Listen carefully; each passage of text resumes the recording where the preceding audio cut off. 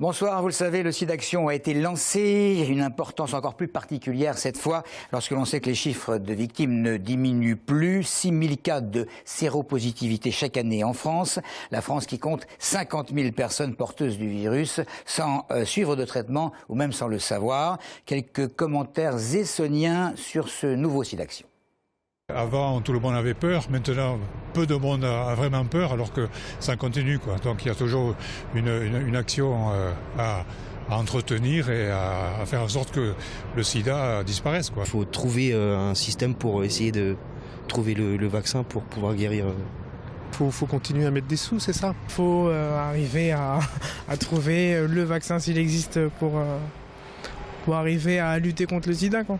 Il faut donner, il faut continuer. Dès qu'on a un doute, forcément, allez faire le petit truc là, truc de prévention. Protégez-vous. Il y a des changements de mieux en mieux. Je pense que c'est une bonne action aussi que les gens ont eu cette idée de pouvoir le faire, de mobiliser les gens pour pouvoir trouver la solution. C'est important de continuer l'action contre le sida et surtout la prévention. Il faut que ça continue dans la lutte, parce que rien n'est gagné, d'après ce que j'ai compris. En espérant que la recherche continue son combat et qu'on puisse en y venir un jour à bout, tout simplement. Pour les 20 ans de SIDAction, écoutez, on a entendu qu'il y avait encore une hausse du sida il n'y a pas longtemps dans les médias. Donc je pense qu'aujourd'hui, vu le contexte actuel, c'est pas normal. Donc protégez-vous, sortez couverts. La réaction recueillie par Aurélien Barthes et Camille Rollo. Possibilité donc de faire un don en téléphonant simplement au 110 ou sur le site internet sidaction.org. Le SIDAction, dont vous l'aurez compris, c'est la 20e édition. L'interrogation politique de ce soir, Manuel Valls sera-t-il dans moins d'une heure à présent au conseil municipal d'Évry? L'équipe de Francis Choix a évidemment convoqué le nouveau Premier ministre, mais sur place, tout le monde sait bien qu'un agenda de chef du gouvernement, c'est assez conséquent. La remise à place de l'écotaxe à présent, cet impôt écologique sur le transport routier décidé par Ségolène Royal a provoqué, on le sait, diverses réactions, mais la ministre a tout de suite indiqué que ça n'avait aucune raison de soulever une polémique. C'est une méthode de respect et du temps donné à l'écoute, a-t-elle précisé, et c'est probablement de cette fameuse écotaxe que Jean-Vincent Placé est allé parler avec la ministre de l'écologie cet après-midi. Pour l'instant, le sénateur d'Écologie Les Verts n'a fait aucune déclaration sur son entrevue. Femme pompier ou chef d'une concession moto, si cela vous choque, eh bien il va falloir évoluer. Le Conseil général de l'Essonne continue de s'attaquer aux inégalités femmes-hommes sur le département.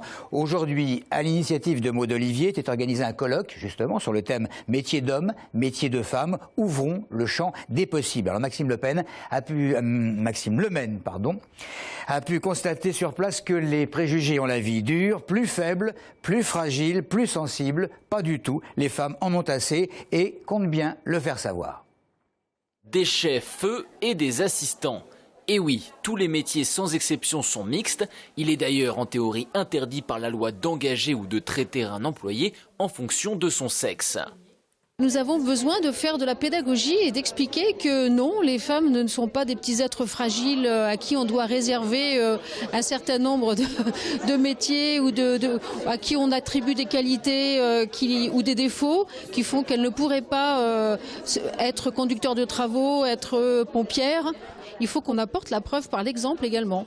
Au Conseil général de l'Essonne en 2011, les femmes représentaient 76% de l'effectif global. Et pourtant, elles n'occupaient que 29% des postes de direction. Pour y remédier, plusieurs dispositifs ont été ou vont être mis en place.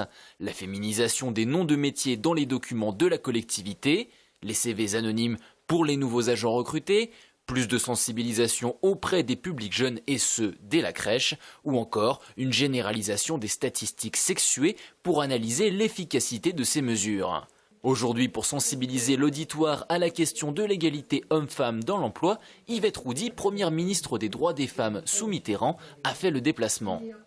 Nous sommes marqués profondément, imprimés profondément par plus de 2000 ans de pratiques, d'habitudes et de mépris pour les femmes.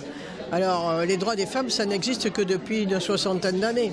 Ce colloque aurait dû se dérouler le 8 mars à l'occasion de la Journée de la femme, mais comme l'a rappelé Maud Olivier, la Journée de la femme, c'est toute l'année. Et nous passons à l'association Art et Mécénat en Essonne qui fêtait ses 30 ans hier soir à Courcouronnes, créée en 83. Elle avait à l'époque pour ambition de développer l'art sur le territoire de la ville nouvelle. Depuis, sa mission s'est étendue à l'ensemble du territoire essonnien.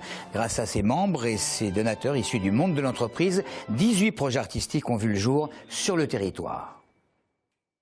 L'artiste, lui, on est toujours impressionné par la complexité des techniques qu'il met en œuvre, la beauté, la précision du geste, et qui lui permettent de démontrer son savoir-faire et puis de faire partager une émotion. Et bien souvent, ces qualités-là, on les retrouve dans l'entreprise. Et l'association est en train de réfléchir à son 19e projet qui devrait en théorie se développer en lien avec le plateau de Saclay, l'écosite de Vers-le-Grand ou l'aéroport d'Orly. On passe tout de suite au sport. Le sport en commençant par le judo. Les amateurs de judo qui seront comblés dimanche à l'occasion de la 13e édition du tournoi international par équipe. Au programme de cette journée, les meilleurs clubs français, mais également des équipes étrangères. Début des hostilités à 9h30. Finale prévue aux alentours de 17h au complexe J.C. Owens de Chimazarin. Les fans de motocross ont rendez-vous tout le week-end sur le plus grand circuit d'Île-de-France, le circuit de la Petite Beauce, à l'occasion de l'édition 2014, donc du motocross de Saint-Chéron. Des centaines de motards vont tenter de remporter une compétition de prestige, avec au programme la première manche du championnat de France vétéran. Entrée le samedi au prix de 5 €, 12 € le dimanche. Enfin, un match au sommet de Fédéral 1 dimanche à Massy, à l'occasion de la dernière journée de saison régulière. Le rugby club de Massy-Essonne va recevoir à 15h l'équipe de Lille. Une rencontre entre des Essonniens assurés de terminer en tête de la poule 1 et des Lillois 2e au classement. Une rencontre au sommet qui va servir de rampe de lancement pour les Massicois vers les phases finales, avec pour objectif la finale et une remontée en Pro D2. On va terminer avec une bonne idée de promenade pour ce week-end. Saint-Jean-de-Beauregard, c'est parti pour la fête des plantes. La marraine d'honneur, c'est Catherine Deneuve. Près de 200 exposants pour découvrir le meilleur du jardin, l'occasion de célébrer les 30 ans de ce grand rendez-vous horticole. Voilà, c'est tout pour l'info. Merci de